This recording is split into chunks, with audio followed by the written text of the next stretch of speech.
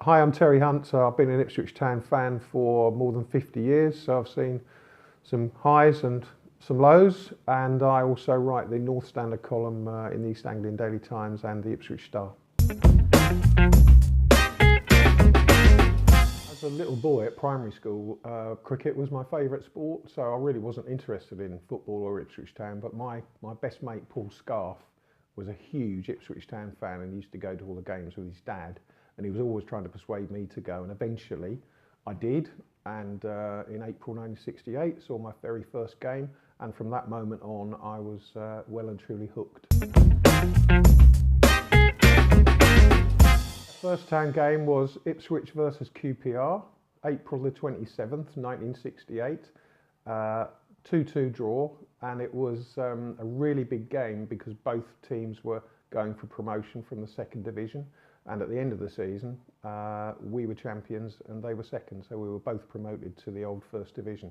And the truth about that game is it was so packed that neither my mate or I could see a thing because we're only little boys, and we spent most of the game kicking a ball around on the practice pitch.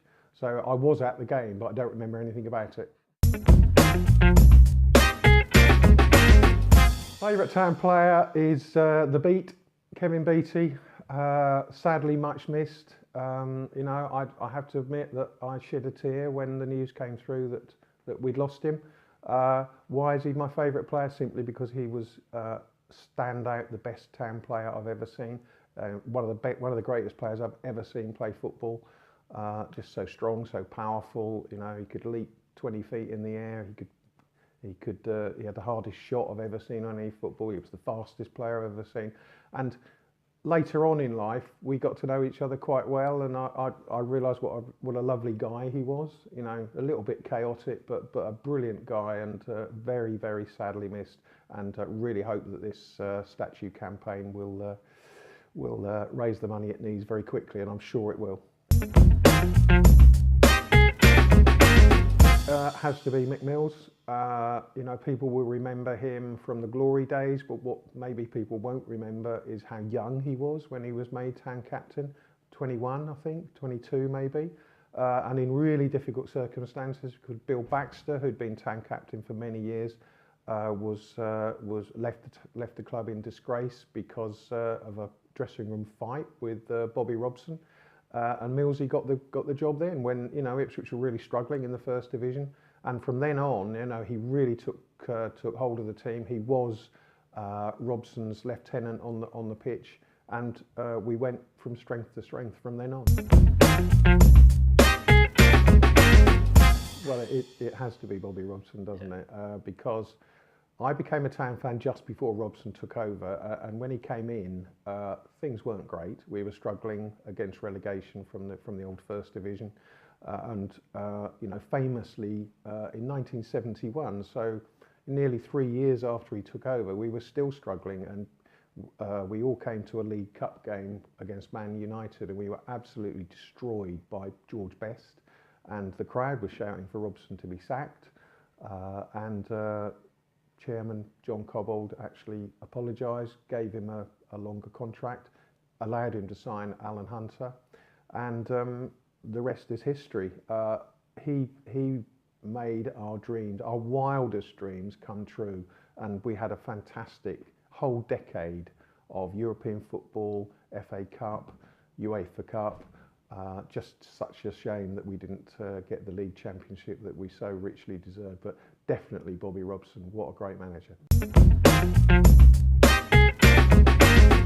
The Bolton playoff semi-final second leg at Portman Road, which was the most extraordinary game you've ever seen. You know, the context was we'd reached the playoffs so many times and never made the final.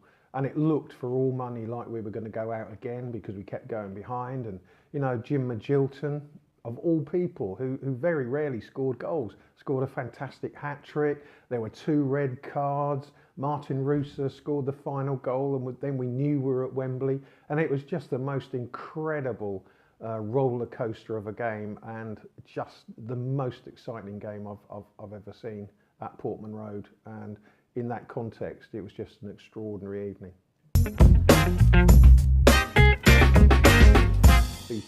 against West Brom in the 7-0, where he comes marauding up the pitch and does a 1-2 with someone like Osborne, maybe Talbot, and then just absolutely hammers the ball past the West Brom keeper. Literally, I know it's a cliche, but before he could move, it's in the back of the net. It's just such a, and I watched that, and when the beat passed away, I watched that goal, time after time after time, just to remind myself how great he was. My favourite away game was a little bit left field, actually. It's a UEFA Cup game against Feyenoord in '75, I think. Might have been '74, but I think it was '75, in Rotterdam. And we won 2-1.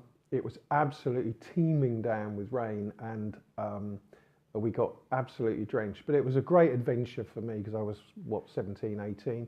Went across on the ferry from Felixstowe to Zeebrugge and, had a few beers. And it was a great adventure. And back then, Feyenoord were one of the great European teams. And it was another sort of realisation that we were up there with the very best of European clubs and teams. Woods and Weimark scored the goals, and it was just a sensational trip in every respect. Worst moment as an Ipswich fan was 1975 FA Cup semi-final replay against West Ham at Stamford Bridge. And earlier in that day, I'd had a letter from the East Anglian Daily Times, who I was trying to get a job with as a junior reporter, and they'd said they didn't want me. And in my young and 18-year-old naivety, I thought, well, two things can't go bad on one day, can they? So we're bound to win this game.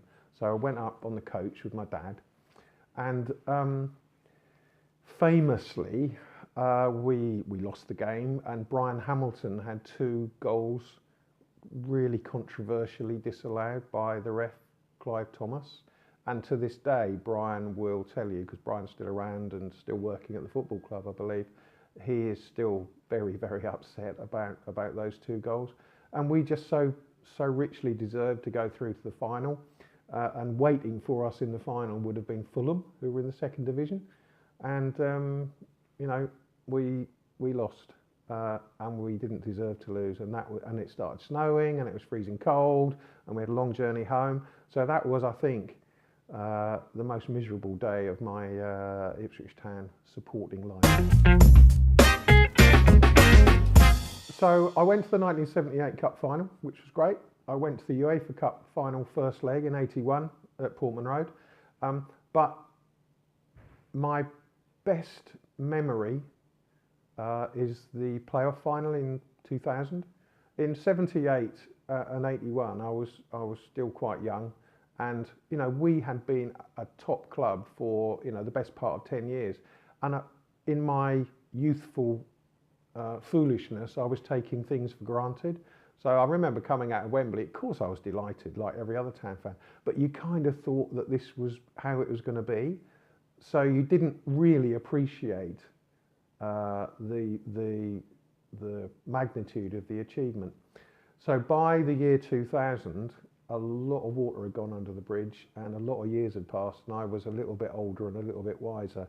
And David Sheepshanks, the chairman, very kindly invited my wife Jane and I into the Royal Box, so we're very close to everything. And it was just the culmination of years and years of building under George Burley. And it was just a fantastic occasion. And I stood there for probably 45 minutes afterwards, just soaking it all up. Martin Roycer came out again and celebrated with us again with his Rolls Royce t-shirt on. And then we went back to the Suffolk Showground to join in the club party. So that as a day was simply the best day I've had as an Ipswich Town fan over my now nearly or more than 50 years of supporting them.